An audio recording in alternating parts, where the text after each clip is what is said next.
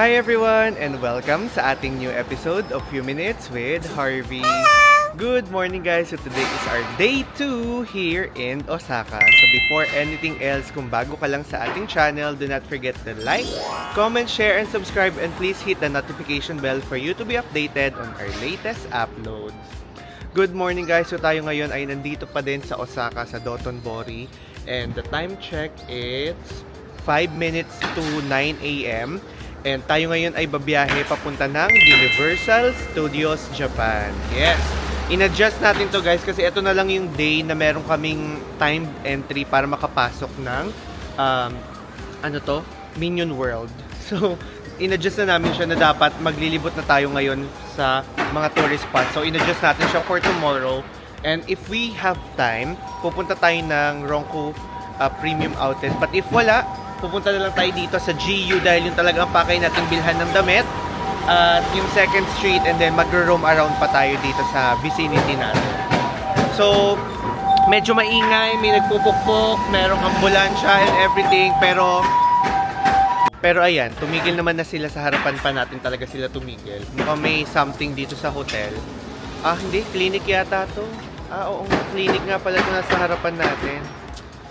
So anyway, ayan. Kakain lang tayo. May binili pala kami. Pero bumili kami nito nung lemon. Alam nyo ba't ito yung background ko? Kasi ito yung lagi namin binibilan before. Nung nagpunta kami dito nila Tita Ilay, nila Kuya, nila Ate Jam. And then, yung concentrated na lemon. Ayan. So, siya kikilos na kami kasi isang oras din yung biyahe natin guys. And we will use different passes. May Osaka Amazing Pass tayong gagamitin, and at the same time yung iCoca card din natin. Kung gusto niyo makita kung paano tayo bumili, nandun yun sa unang vlog natin kahapon kasama nung pagpunta natin sa Glycoside. So halika na. So nandito na tayo sa may Nippon-bashi Station. Dito tayo sasakay ng Nankai Express papunta ng Universal City.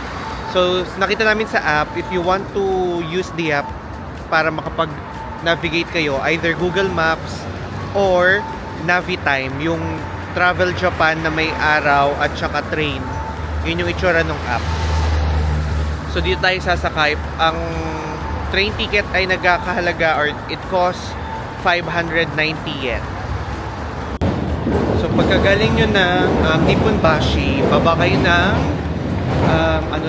Nishikugo, and then transfer kayo ng line papasakay ng Universal City. Tumakbo lang tayo kasi magsasara na yung train. Aabot naman tayo. Andito na tayo sa Universal City guys, and naglalakad na tayo papunta ng entrance ng Universal Studios. So, grabe, on a Wednesday, ganito, on a 10 a.m. time, ganito pa din kadami yung tao. So imagine nyo guys, lalo na pag weekend. So good thing, medyo weekday pa tayo. Let's see.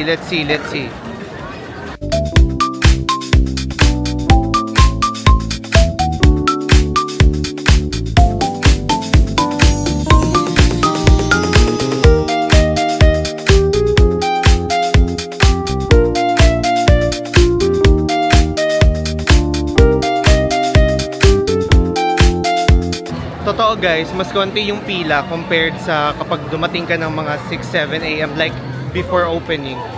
Kasi tingnan nyo, sa gate na tayo agad. After ng check, ito lang, ganito na lang kahaba. Makakapasok na tayo. Nakapasok na tayo guys, kailangan lang less than 10 seconds tayo lagi kasi makaka-copyright tayo. So punta tayo na Amityville kasi nasa app natin yung mas mabilis ma-access kung sino yung mabilis na masasakyan.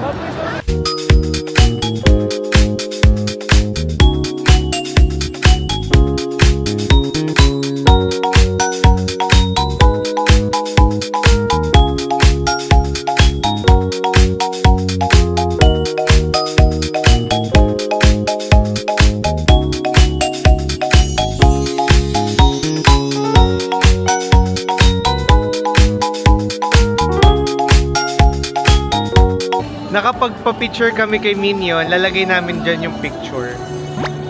pag na-transfer namin ng maaga. Anyway, may mga out of service na tawag dito, may mga out of service na rides, pero anyhow, punta tayo sa accessible sa atin.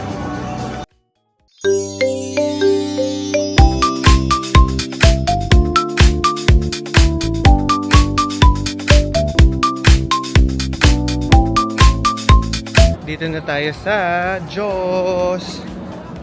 30 minutes waiting time daw so far. So, try na natin.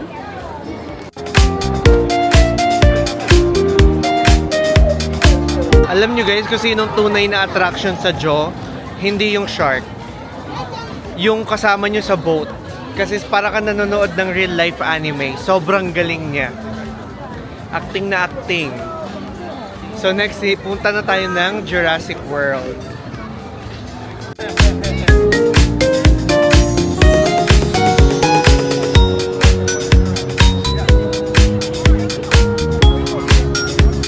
しかし大きな体に似合わず性格は至っておとなしく人を襲うようなことはありません。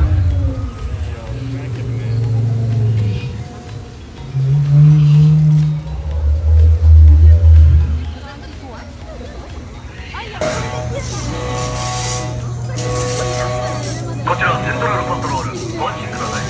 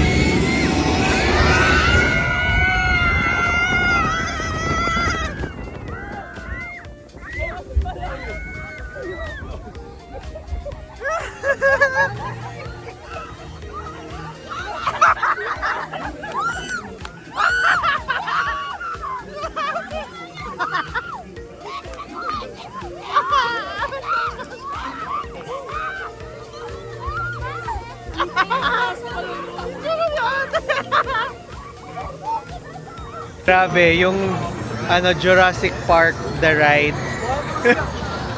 Tawa ako ng tawa kay ate. Sobrang tahimik na lang doon. Actually, hindi man ako natatawa maigi nung natapos yung ride eh. Kasi medyo kinabahan din ako kaya binaba ko yung phone. Nung nagpakita siya, tawang-tawa ako eh. Sobrang nonchalant niya lang eh.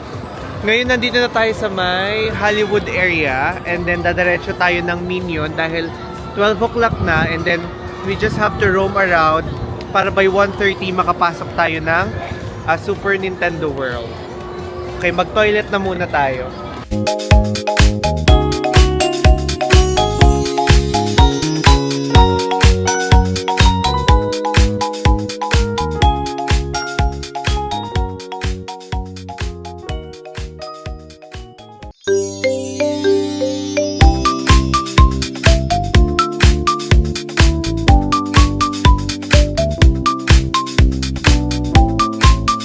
Naman na tayo sa may Minion and 20 minutes lang kasi sa VillainCon, so masakyan natin para marami tayong ma-videohan. Hopefully makapag-video. Para siyang interactive game and kailangan mo lang mag-blast. Kapag pwede tayo mag-video, mag-video tayo.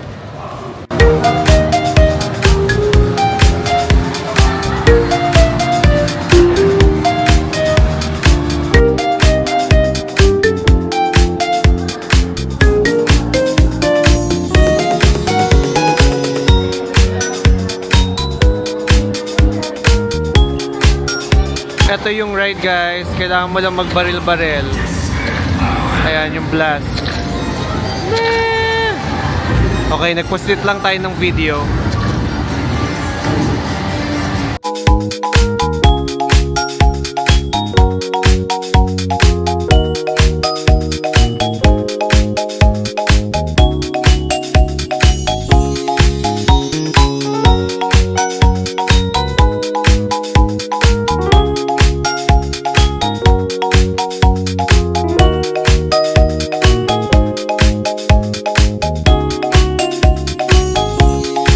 tayo sa Super Nintendo World. Grabe, sobrang haba ng pila. Ngayon lang kami nakapasok. Siguro nagantay kami mga 15 minutes para lang sa scanning. So, pasok na tayo.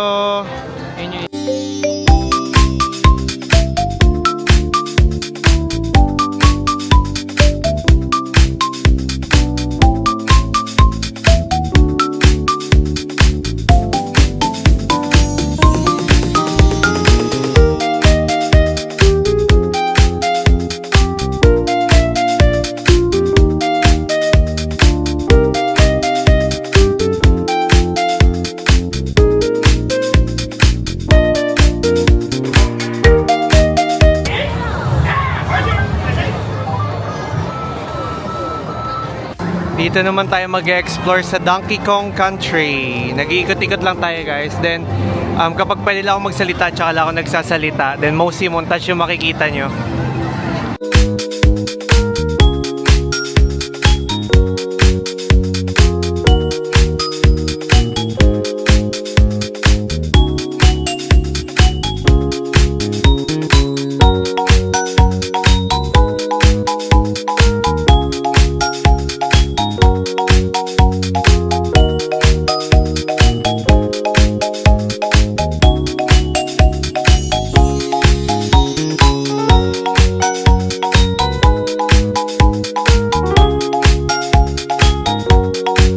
Grabe guys, dalawang oras at kalahati namin pinilahan yung cart and 1 minuto lang yun nangyari. Pero anyhow, masaya experience siya to end our Universal Studio Japan travel.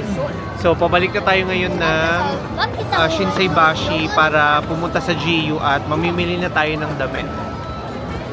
Nandito na tayo ulit sa Namba Station and papunta tayo ngayon ng GU.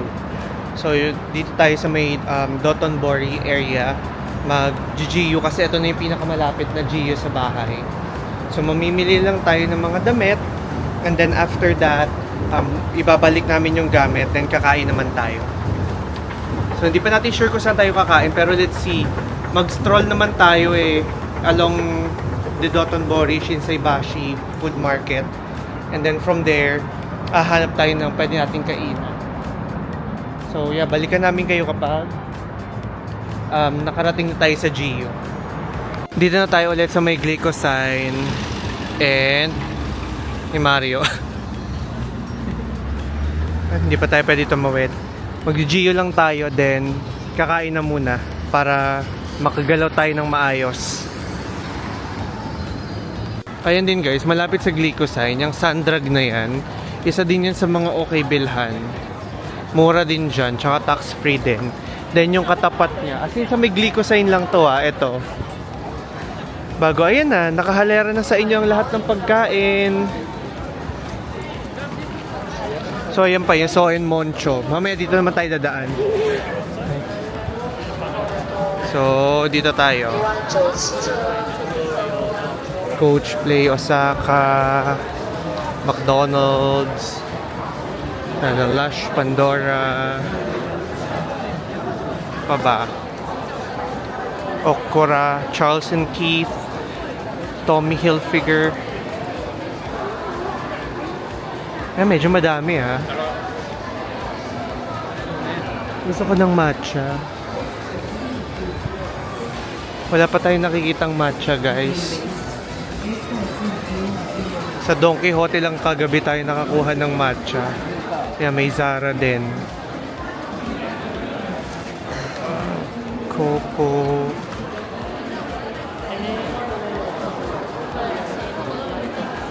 Hanapin lang muna natin yung GU. Yan, marami ito yung mga option nyo pinapakita ko lang sa inyo. Zara. Pero ditong lane na to mostly puro mga mga bilihan ng garments, walang food. May iilan pero mostly hindi, bags. Drugstore, ayan yun yung may mga promo sila. 10% plus 9% off, so 19% off. Then may pag mga purchases pa kayo. Ayan, 2nd Street. Puntahan natin yung 2nd Street. Unahin muna natin yung GU. Yun yung sinasabi ko sa yung bilihan ng mga second hand na Japanese clothes. Mga branded din. Yung mga binibenta lang din nila. ABC Mart, pwede rin tayo. Ay, ito na yung Bixi eh. Ay, hindi, Daiso pala to. And of course, ang Mizuno. Yeah. Ay, ang ganda naman nun. Wait lang, pasukin natin. Uy, ang cute nito. Oo. Ito yung suit na lang rin yun. 18,000. Sabi ko Mizuno yun. Mura lang. 18,000 lang. Siguro mga nasa 6K. Magkano yun in pounds? Ha? Magkano yun in pounds? 18,000. 18,700. So, ang presyo niya ay... Yan, 18,700. 92 pounds. Not bad. Ang ganda ng sapatos. Pag wala akong nakita sa Onitsuka, yun ang bibiling ko. Okay, ang main target. But I doubt na makakapag-video tayo. Parang hindi. Okay lang yan. Okay, nandito na tayo sa GU and ayan, marami agad tayong nakuha. So maghahanap lang tayo pa ng iba pang pwede nating mabili. So tingin-tingin lang tayo kasi may music trace eh. Baka makapiright tayo. So dito guys, so ayan o. May mga sale na 1,400 tsaka 990 yung isa. Ito din. Mga discounted na din to. Ito maganda. Actually gusto ko itong bilhin. Itong yellow.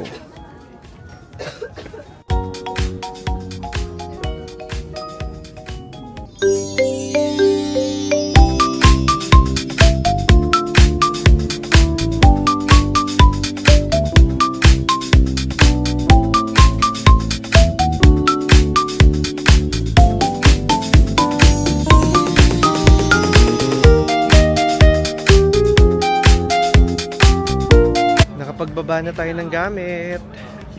So ngayon ay maghahanap na tayo ng makakainan. And then that would be it for tonight. So wala naman kaming ibang bakit ako malungkot? Malungkot ako. Kasi ka nga dapat kasi gumastos ka eh. Masaya ako. Masaya naman ako. Ang dami kasi namin na pamili guys. Hindi na ako mag-haul. Pinakita ko naman sa iyo yung ibang video ng mga sinukat ko. But napakadami pa nila. So umabot kami ng basta medyo malaking amount. So anyhow, since magagamit naman natin yon and collated lang. Yalka, bilisan natin.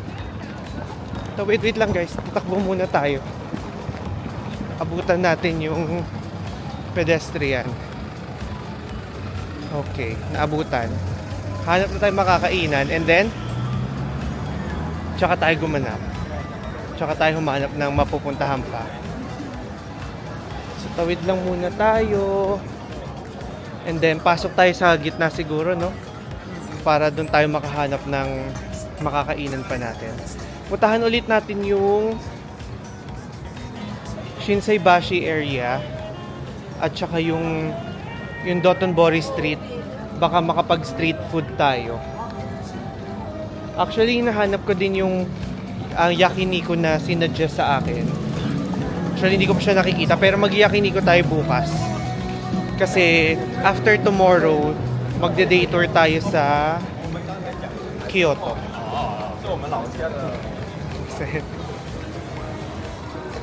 Nakakaway sila. Sobrang friendly talaga ng mga Hapon. At lagi silang nakangiti. Hindi naman lahat, pero most of them are. Actually guys, wala namang palya dito ang kahit anong pagkain. Yun lang talagang maghahanap ka lang talaga ng gusto mo talagang kainin.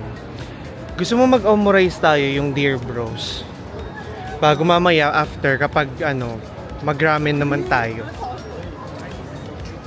So, yeah, sige, tayo guys, mag-omurice tayo. Actually, naghahanap ako ng mga yakitori, yung 1,000 each na yakitori. Ay, 100 pala, 1,000 tuloy. Hindi ako nakakita na ng mga yakitori. Haba ng pila ng tanghulo, oh. Mga wagyu beef. Yeah. Yung tanghulo nga yan. Dito muna tayo. Kakain tayo ng omurice. Pila na tayo para sa omurice. Yan, Dear Bros. Sumikat to sa TikTok eh kasi marunong magtagalog yung nagluluto.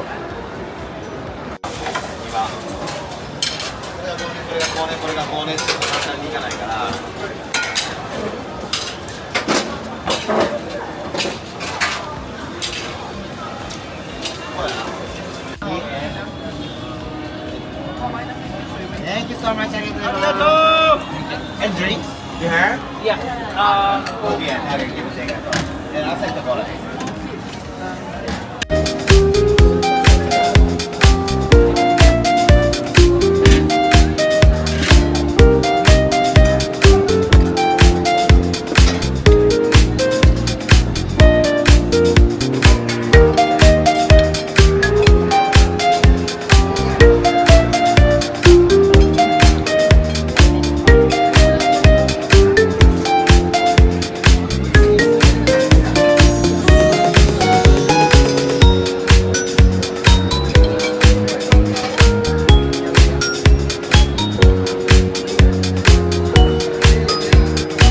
Totoong balita, hindi yun fake news. Masarap nga dito sa Dear Bros.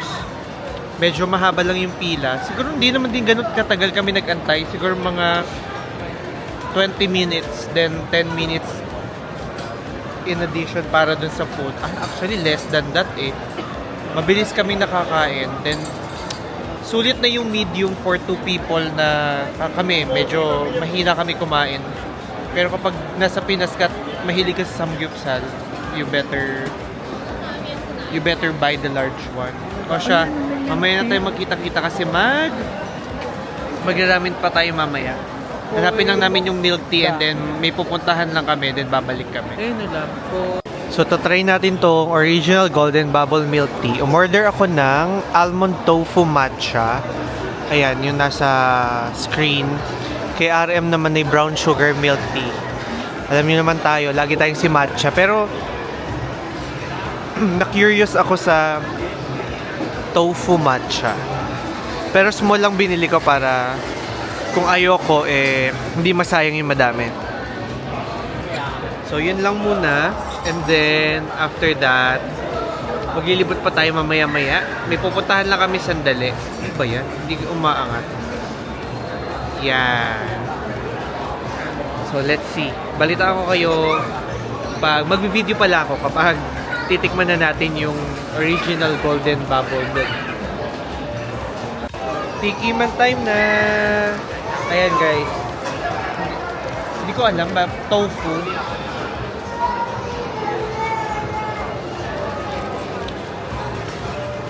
Tokwa. Nasa siyang tokwa. Pero grabe yung matcha. Matutuwa si Ate Janet dito. Ay, nga pala. Hi Juliet. Si Juliet lagi nanonood. Nagmamadali. Yung nag-chat kanina. Lagi nagmamadali magpa-post. Hi, Julie. Ano tayo? Sarap. Mas masarap to pag may pearl. At pala nag-add tayo. Anyway, at least first matcha natin to dito sa Osaka. Kasi yung last matcha natin sa sa Atusam Place, grabe yun, masarap din yun. Korea naman. Panoorin yung mga vlogs natin dun ha. Siya, magkita tayo. Try nyo dito. Tabi lang siya ng Dear Bros. Yung original golden bubble milk tea. Beer tsaka matcha. Tama, ito Inday. Ito bukas. Beer ka pala. So ayan, kakabalik lang natin and hindi ko na rin papatagalin tong vlog na to. Dahil umaga na. Ayan, makakita nyo kami. Kita ba nga? Teka. Ay! Sige, saan tayo? Ayan, kita tayo.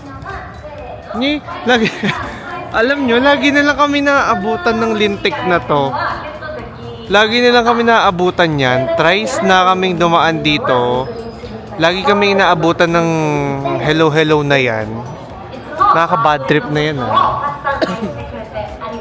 Kaya antayin natin para makita nyo tayo. Makita nyo yung sarili natin. Ayan na guys, finally. Hello!